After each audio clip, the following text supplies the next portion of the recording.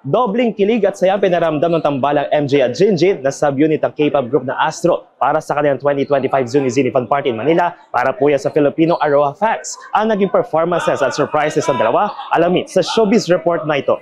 Matapos nga ang 9 na taon, nakabalik na sa bansa ang Zuni Zini duo na sina MJ at Jinjin na parang miyembro ng Korean pop group na Astro. Si Zuni o si MJ at si Zini o si Jinjin ay nagatid ang kilig at saya para sa Pinoy Aroha fans nang kantay ng ilan sa mga kanta na bahagi ng kanilang mini album na Dice. Kabilang ng kilalang Something Never Change,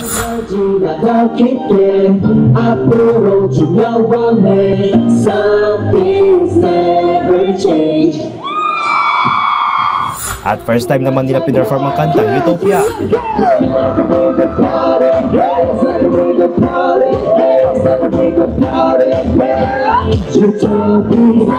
Maliban dyan ay hinarana rin ito ang Philo Arohas sa kantang Favorite Memory.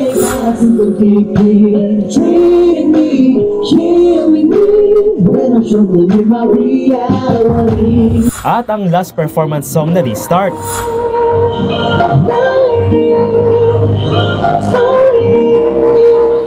Bukod sa performances ay kumasa rin ang dalawa sa palaro na inihanda ng event tulad ng paglalaro ng mga kilalang larong Pinoy at masubok ang kanilang kakayahan sa pagsasalita at pag-intindi ng Filipino. Naging sulit naman para sa fans ang paghintay sa dalawa na makabalik sa bansa tulad ni Alvin Mula Rizal na kasama pa ang kanyang asawa.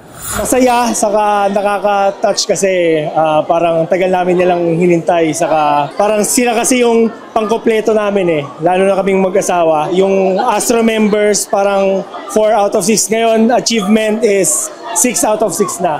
Strangers turn into friends naman ang Aroha fans na ito na mula pa sa iba't ibang lugar. Sobrang worth it.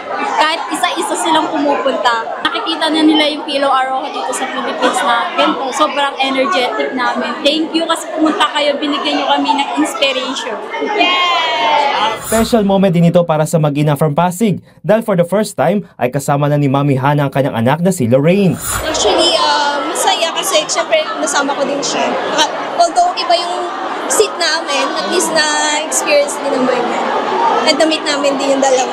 Masaya po, tapos po, nakaka-enjoy po siya experience.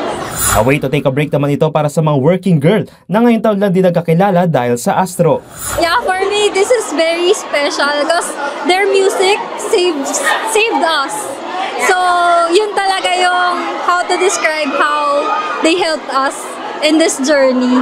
Samantala, sa huli labis din ang pasasalamat ni na MJ at Jinjin at ang mensahe nito sa Pinoy fans. Thanks for coming in. Mahal kita!